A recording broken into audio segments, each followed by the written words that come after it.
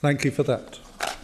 I'm very glad to be here in Manchester, which used to be part of the industrial belt of Britain. My organisation, the Campaign Against Eurofederalism, known as CAFE, was founded in 1992 to address the labour and trade union movement and win that movement back to the anti-EU position it held from the 1960s until 1988. This is the year when Jacques Delors, the previous president of the European Commission, sold the myth of social Europe to the trade union movements in Denmark, Ireland and Britain in exchange for support for European Union. This was in the run-up to the Maastricht Treaty, single market and single currency. The labour movement has organisations which represent in one way or another the aspirations of the vast majority of the population, which is working class. CAFE's position stands firmly on the right of nation-states to self-determination, national independence and democracy. We have made clear that the EU is the antithesis of democracy. It is a superstate government governed by EU institutions. We need to make clear that there is the continent of Europe and the European Union, not just Europe.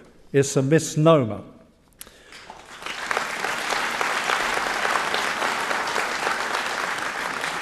The Commission is unelected, unaccountable, meets in secret, and is the executive and legislature of the EU. Although the European Parliament, and with great respect to MPs either here or not here, is presented as the EU's democratic front. It can't raise taxes, an army, a police force, and can't legislate, but can temporarily block or suggest amendments to the Commission's legislation in what is politely called co-decision.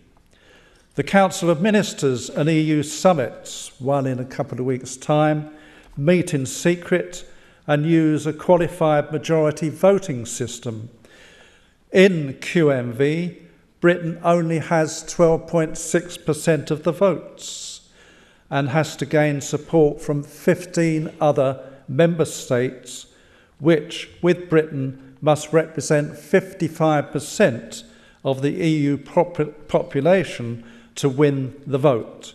Incidentally, Ireland, for instance, has 0.9%, and tiny Malta has 0.08%, no power at all.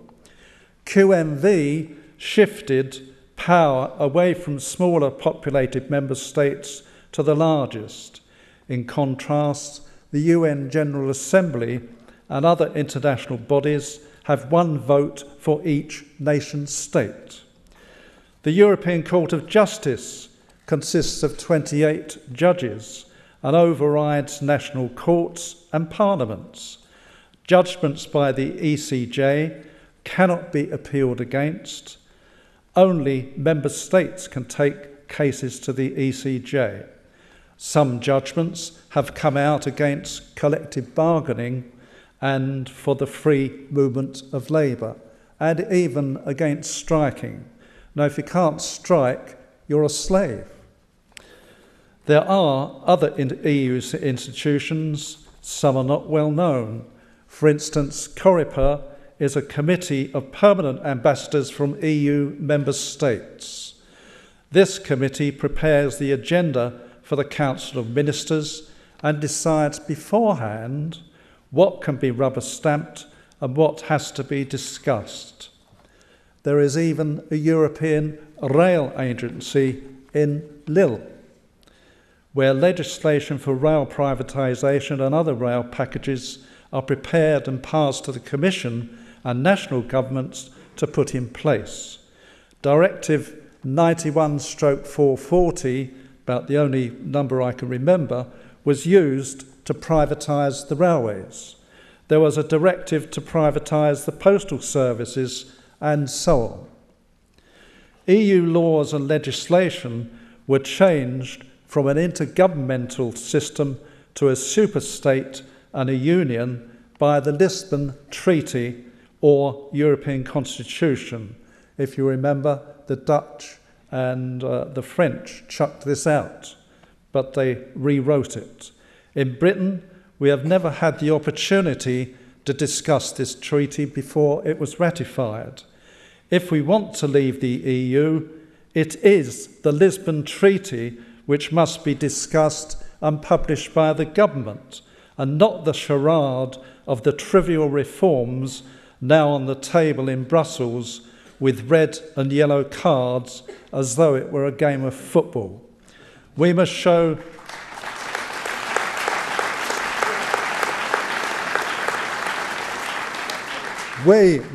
the red card to Cameron and get him off the pitch with a massive Leave vote in the referendum.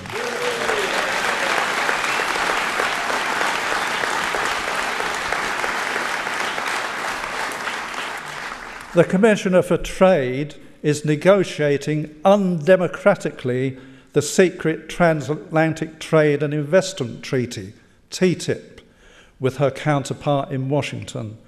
TTIP and the Interstate Dispute Settlement alongside it overarch the EU with the object of bolting together the EU and US markets with poorer regulations on food, labour, conditions and wages and a lot more. The claws are out to grab and privatise the NHS for the largest lobby group in the US, the health and pharmaceutical companies. TTIP and ISDS override national parliaments and national democracy. There is a growing movement across the EU against TTIP and the ISDS settlement. 250,000 demonstrated recently in Berlin against TTIP. A petition of over 3 million was presented to the European Parliament, and they don't know quite what to do with this. The TUC and most trade unions oppose TTIP. Although there is all this opposition to TTIP and ISDS, the same institutions support the EU, which is a complete contradiction. You can't be both against TTIP and for the EU. Democracy only works within nation states, not between them. There is no democracy between Britain and Greece, for instance, or any other member state. The EU cannot be democratic despite the years of talk about putting right the democratic deficit. The way the EU operates is to take away the powers of national governments and at the same time cull national democracy. To date, the world is run with nation states having the right to self-determination and national democracy. There are more nation states today than 10 or 20 years ago, with the prospect of more coming into being. The nation state is here to stay and is not a 19th century anachronism. Those who want to end nation states and national democracy are those forces behind TTIP, ISDS and the EU. Britain, as a nation state to function to the benefit of the peoples of Britain, must have control of its own borders, must be able to control its fisheries, must be able to protect the industries and jobs involved. We must be able to decide who comes into the country. That means we'll be able to bring to an end the free movement of labour in order to protect wages and conditions, which is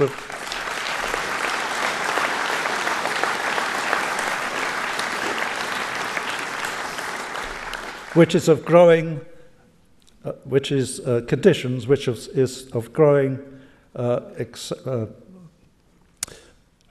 Further, the free movement of labour is not immigration. I'll state that again. Further, the free movement of labour is not immigration. They're two separate subjects. Since the 1975 referendum, the deindustrialisation of Britain is all but complete.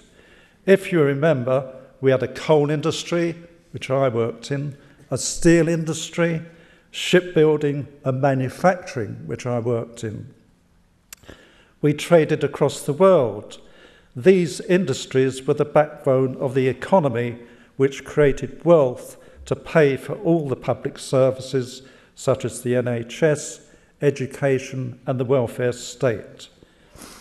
Today, there are 1,680,000 people currently out of work, and many of those are young people with their lives blighted. We have soup kitchens and food banks. The alternative to EU membership is to have an economy based on manufacturing, associated industries, and to trade across the world, including nation states in the EU, instead of an economy based on the financial, banking and service sectors, which has got into deep water in addition to being locked into a crumbling, crisis-ridden EU. Thank goodness we did not join the euro.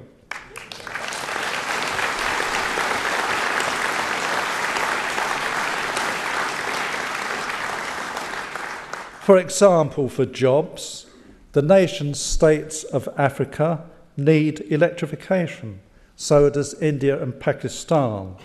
We should be making some of this equipment and a lot more besides. We will need a merchant navy to carry the goods and a shipbuilding industry again to make these ships. You can help work out a rational future for Britain and its people yourselves, and I hope you discuss this. CAFE makes the strong case that the only way to oppose TTIP, ISDS and EU legislation from Brussels and the free movement of everything is to repeal the ratification of the Lisbon Treaty. This is to show a big red card to Cameron in a massive vote to leave the EU. I wish you all well in our joint efforts to extricate Britain from the EU. Thanks for listening.